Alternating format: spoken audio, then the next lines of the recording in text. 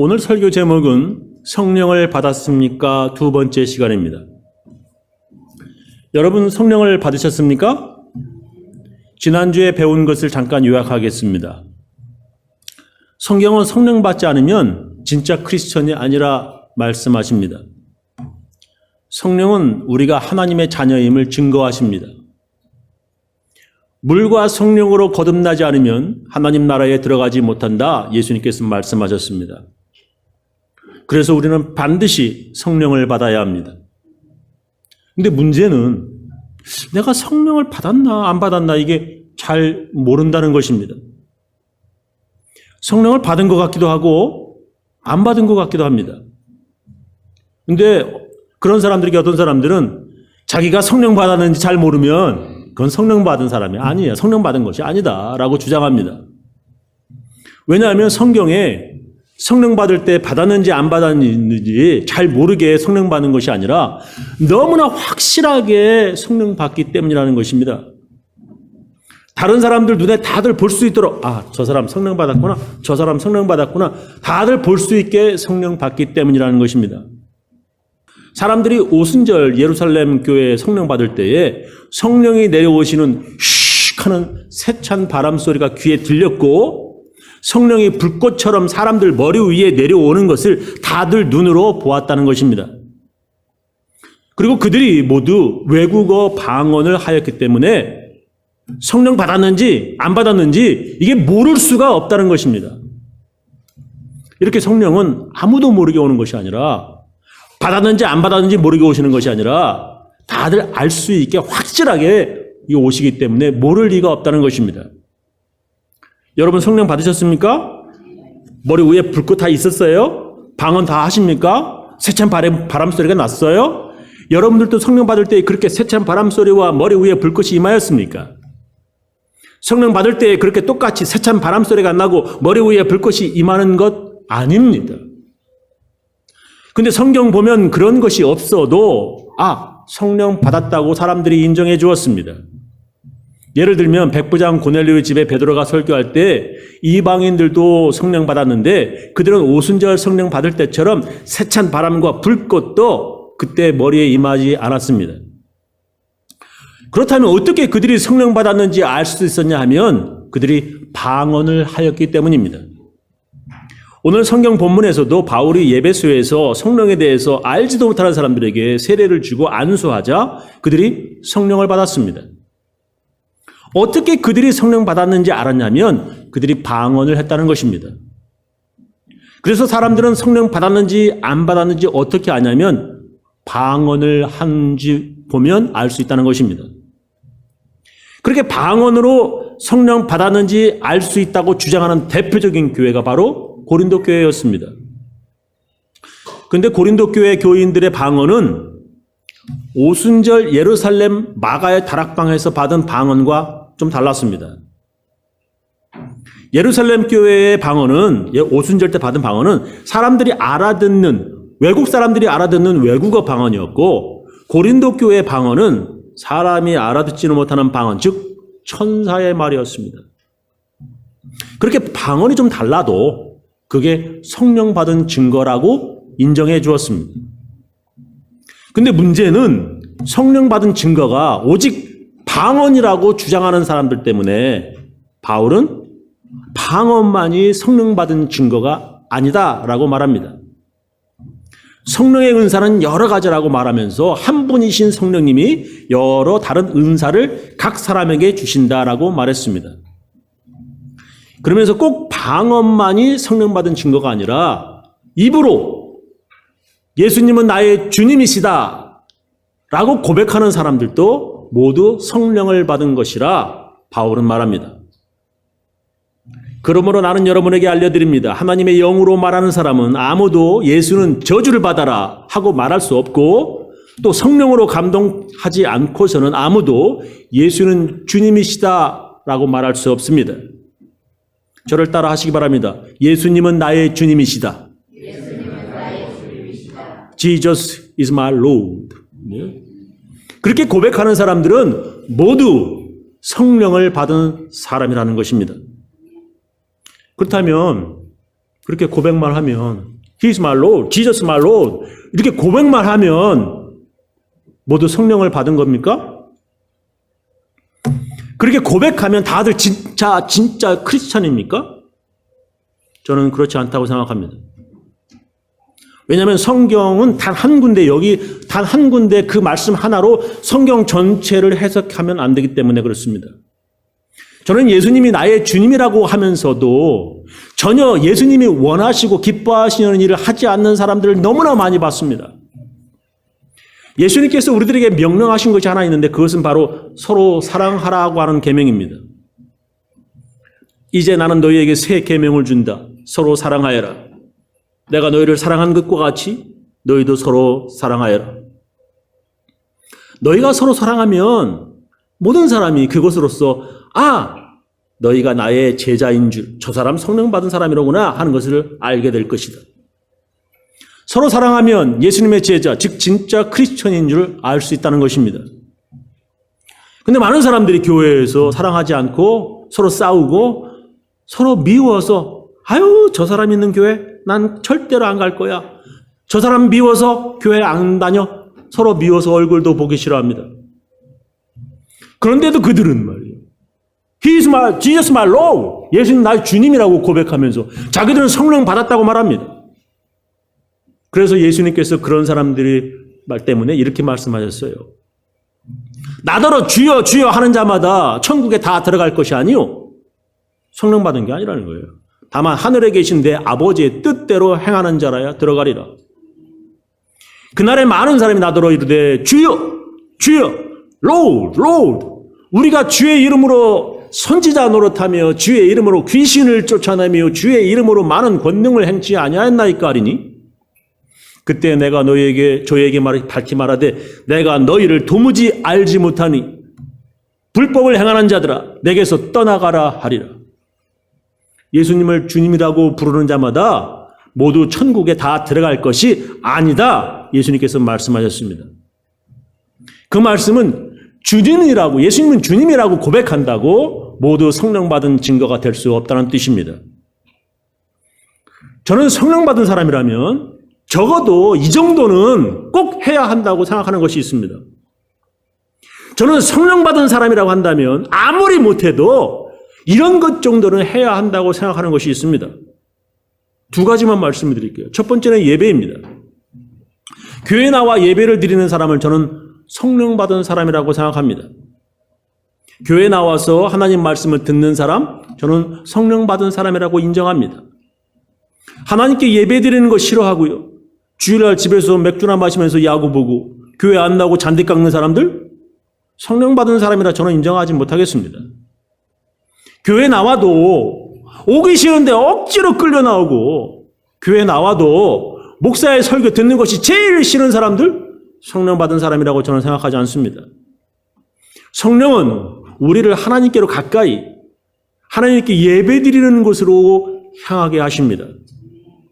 성령은 우리를 진리 가운데 인도하십니다. 성령은 하나님 말씀을 듣는 가운데로 임하시고 하나님의 말씀을 들을 때 성령을 받습니다. 사도행전 우리 다 배운 말씀이죠. 이방 사람들에게도 성령이 내리다. 베드로가 설교하고 있을 때에 그 말을 듣는 모든 사람에게 말씀을 들을 때에 성령이 내리셨다. 신자가 된 유대인으로서 베드로와 함께 왔던 예루살렘 교회 사람들은 성령의 선물이 방언이 이방 사람들에게까지 내리는 것을 보고 깜짝 놀랐다. 백부장 고넬료의 집에 모여있던 이방인들이 베드로의 설교를 듣고 모두 말씀 들으면서 성령을 받았습니다. 같이 왔던 유대인 주이시 크리스천들이 모두 놀랐습니다. 어릴 적부터 자기들은 하나님 믿는 자기들만 성령 받은 줄 알았는데 돼지고기 먹는 더러운 이방인들도 하나님 말씀 들으면서 성령 받는 것을 보고 깜짝 놀랐습니다. 조상 잘 둔 덕분에 자동적으로 하나님 백성이 되는 줄 알았는데 이 사람들도 이방인들도 베드로가 전하는 복음을 듣고 성령을 받아 모두 하나님의 백성이 되는 것에 모두 다 깜짝 놀랐습니다. 이렇게 설교를 들음으로 성령을 받습니다. 갈라디아서 그 말씀 나오죠. 3장 2절에 나는 여러분에게서 이 한 가지만을 알고 싶습니다. 여러분 율법을 지킴으로써 성령을 받았습니까? 그렇지 않으면 복음을 듣고 믿음으로써 성령을 받았습니까? 복음을 듣고 믿음으로 성령을 받는 것입니다. 아버지가 목사라고 자동적으로 천국 가는 것이 아닙니다. 부모님이 성령 받았다고 자식들도 자동적으로 성령 받는 것이 아닙니다. 그들의 조상이 아브라함이라고 자기들은 태어나자마자 하나님 백성이 된다고 믿는 유대인들이 이방인들도 예수를 믿고 성령 받은 것에 그래서 그렇게 깜짝 놀란 것입니다. 성령 받아야 하나님의 백성이 되고 진짜 크리스찬이 되는 것입니다. 어떤 사람들은 자기들은 이미 성령 받았기 때문에 더 받을 필요가 없다고 말합니다. 그러니까 자기들은 이미 성령을 충만히 받았기 때문에 더 이상 설교 들을 필요가 없다는 것입니다. 그러니까 자기들은 모두 세례받고 또한 성령을 받아서 방언을 해서 더 이상 말씀 들으며 성령 받을 필요가 없다는 것입니다. 정말 이미 성령을 받았다면 설교 들을 필요도 없는 것입니까? 성령을 받았으니까 이제는 교회 다닐 필요도 없는 것입니까? 어떤 사람이 다리가 아파가지고 병원에 가서 진찰을 해보니까 관절염이라고 하는 진단을 받았습니다. 그래서 약도 먹고 물리치료도 받았는데 완치가 안 되었습니다. 어떤 사람이 그에게 교회 한번 다녀봐 하고 권해서 그 사람은 교회 다니기 시작하였습니다. 교회 목사님이 그에게 이제 자기가 병원 다녀도 안 돼서 이렇게 교회 왔습니다 하는 이야기를 듣고 새벽 기도 한번 나와보세요 했더니 새벽 기도에도 발을 쩔룩거리면서 열심히 나오고 수요 예배, 주일 예배 아주 열심히 잘 나왔습니다. 그래서 목사님들과 교인들은 그의 발이 낫도록 열심히 기도를 했습니다. 그랬더니 정말 1년 후에 그 사람 발이 씻은 듯이 다 나았습니다. 목사님과 교인들은 모두 기뻐했습니다. 근데 그 사람이 모두 다 나온 후부터는 교회에 나오지 않고 주일날 등산을 가는 것입니다. 그래서 왜 교회 안 나오세요? 하고 그에게 물어봤습니다. 그랬더니 그 사람이 여보시오, 병원에 다니면서 다 나으면 이제 병원 더 가지 않는 것이 정상 아니요? 마찬가지로 교회도 내 발 다 나았으니까 교회에 더 다닐 필요가 없는 거 아니요? 이제는 발이 더 아프지 않도록 건강을 위해 주일날 등산합니다 하더랍니다. 그런 사람처럼 열심히 교회 다녀서 이제 성령 받았다면 더 교회 다닐 필요가 없다고 말하는 사람과 같습니다. 성령 받아야 진짜 크리스천이고 성령 받아야 하나님 나라에 간다는데 그렇게 열심히 교회 다녀서 이제 성령 다 받았으니까 더 이상 하나님 말씀 들을 필요가 없다는 것입니다. 정말 그렇습니까? 그렇지 않습니다. 그 사람이 받은 성령이 진짜 성령이라면 성령이 그 사람을 그렇게 주일날 산으로 인도하지 않습니다. 성령이 너에게 오시면 성령이 하나님 말씀 듣는 곳으로 인도하신다 말씀하십니다. 요한복음 16장 13절에 나오죠. 그러나 그분 곧 진리의 영이 오시면 그가 너희를 모든 진리 가운데로 인도하실 것이다. 그는 자기 마음대로 말씀하지 않으시고 듣는 것만 일러줄 것이요 앞으로 올 일들을 너희에게 알려주실 것이다. 성령은 우리를 진리 가운데로 인도하십니다. 진리는 하나님의 말씀이라고 성경은 말씀하십니다. 진리로 그들을 거룩하게 하여 주십시오. 아버지의 말씀, 하나님 말씀은 진리입니다. 하나님의 말씀 듣는 곳, 하나님께 예배 드리는 곳이 바로 교회입니다. 성령은 성령 받은 우리를 교회로 모여서 하나님의 말씀을 듣게 하십니다. 그런데도 성령 받았다고 하는 사람들이 하나님께 예배드리지 않고 하나님 말씀을 들으러 교회에 나오지 않습니다. 그런 사람들은 성령이 아니라 적 그리스도의 영을 받은 사람들입니다. 성경에 나오죠. 요한일서 4장 1절에 하나님의 영과 적 그리스도의 영. 사랑하는 여러분, 어느 영이든지 다 믿지 말고 그 영들이 하나님께로부터 왔는가를 시험해 보십시오. 거짓 예언자가 세상에 많이 나타났기 때문입니다. 여러분은 하나님의 영을 이것으로 알 수 있으니 곧 예수 그리스도께서 육신을 입고 오셨음을 시인하는 영은 다 하나님께로부터 온 영입니다. 그러나 예수를 시인하지 않는 영은 다 하나님께로부터 오지 않은 영입니다. 그것은 적그리스도의 영입니다. 여러분은 그 영이 올 것이라고 하는 말을 들었습니다. 근데 그 영이 세상에 벌써 왔습니다.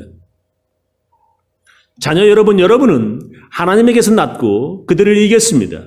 여러분 안에 계신 분이 세상에 있는 자보다 크시기 때문입니다.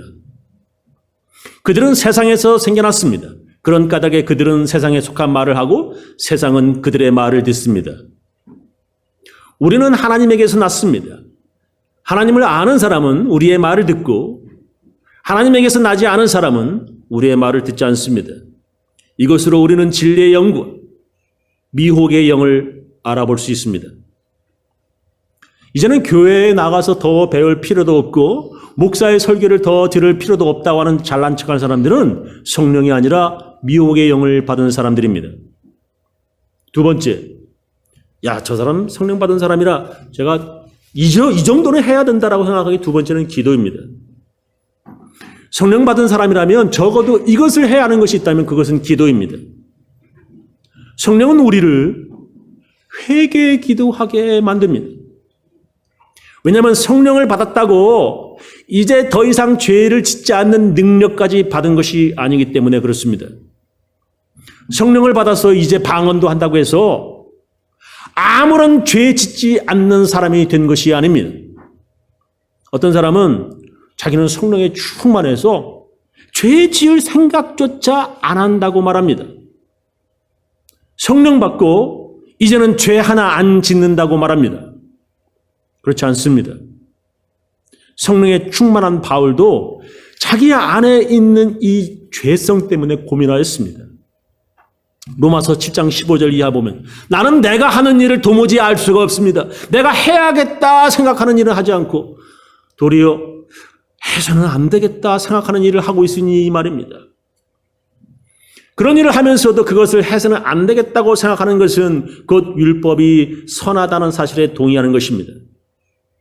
그렇다면 그와 같은 일을 하는 것은 내가 아니라 내 속에 자리를 잡고 있는 죄입니다. 나는 내 속에 곧 내 육신 속에 선한 것들이 깃들어 있지 않다는 것을 압니다. 선을 행하려는 의지는 나에게 있으나 그것을 실행하지 않으니 말입니다. 나는 내가 원하는 선한 일은 하지 않고 도리어 원하지 않는 악한 일을 합니다. 내가 해서는 안 되는 것을 하면 그것을 하는 것은 내가 아니라 내 속에 자리를 잡고 있는 죄입니다. 여기에서 나는 법칙 하나를 발견하였습니다. 곧 나는 선한 일 행하려고 하는데 그러한 나에게 악이 붙어 있다는 것입니다. 나는 속사람으로는 하나님의 법을 즐거워하나 내 지체 속에는 다른 법이 있어서 내 마음의 법과 맞서서 싸우고 내 지체 속에 있는 죄의 법에다 나를 사로잡는 것을 봅니다. 아, 나는 정말 비참한 사람입니다. 누가 이 죽음의 몸에서 나를 건져주겠습니까? 여러분, 바울이 누굽니까? 우리가 지금 사도행전 지금 계속 공부하고 있는데 목숨 걸고 전도여행을 하며 많은 개척교회를 했던 바울, 성령이 충만해서 놀라운 성령의 은사를 받은 바울도 자기 안에 있는 죄 때문에 이렇게 고민을 하는 것입니다. 만약에 어떤 사람이 자기는 성령을 받아 이제는 죄 하나 안 짓는다고 주장한다면 그 사람은 거짓말쟁이입니다. 성령을 충만히 받아 이제는 죄 하나 짓지 않아서 회개 기도할 필요조차 없다고 한다면 그 사람은 진짜 성령 받은 것이 아닙니다. 요한일서 1장 8절에 나오죠. 우리가 죄가 없다고 말하면 우리는 스스로를 속이는 것이요 진리가 우리 안에 없는 것입니다. 우리가 우리의 죄를 자백하면 하나님은 믿어오시고 의로우셔서 우리의 죄를 용서해 주시고 모든 불의에서 우리를 깨끗하게 해 주실 것입니다. 우리가 죄를 지은 일이 없다고 말하면 우리는 하나님을 거짓말쟁이로 만드는 것이며 하나님의 말씀이 우리 안에 있지 않습니다. 성령은 우리를 회개하도록 죄를 토해내도록 인도하십니다. 로마서 8장 26절 다 아시는 말씀이죠. 이와 같이 성령도 우리의 약함을 도와주십니다. 우리는 어떻게 기도해야 할 것도 알지 못하지만 성령께서 친히 이루 다 말할 수 없는 탄식으로 우리를 대신하여 간구하여 주십니다. 사람의 마음을 꿰뚫어 보시는 하나님께서는 성령의 생각이 어떠한지를 아십니다. 성령께서 하나님의 뜻을 따라 성도를 대신하여 간구하시기 때문입니다. 성령을 받은 사람이라는 것을 여러 가지를 알 수 있어요. 시간상 저는 두 가지만 알아보았습니다. 요약하면서 마치겠습니다. 우리가 성령을 받으면 적어도 이 정도는 해야 진짜 성령을 받았다고 말할 수 있습니다. 첫 번째는 예배입니다. 성령은 우리를 성령 받았다고 하나님께 예배하는 자리를 떠나게 하시지 않습니다. 성령은 우리를 진리 가운데로 인도하시고 예배하는 자리로 가게 하십니다. 두 번째는 기도입니다. 성령은 우리를 회개하게 하시며 자꾸 우리를 기도하게 하십니다. 왜냐하면 성령 받았다고 죄 하나도 안 짓는 능력까지 받은 것이 아니기 때문입니다. 성령은 우리를 세상에서 정결하고 거룩할 것을 계속 요구하십니다. 저는 우리 교인들 모두 성령을 받은 사람답게 하나님께 예배드리며 기도하며 사시기를 예수님의 이름으로 축원합니다. 기도하시겠습니다.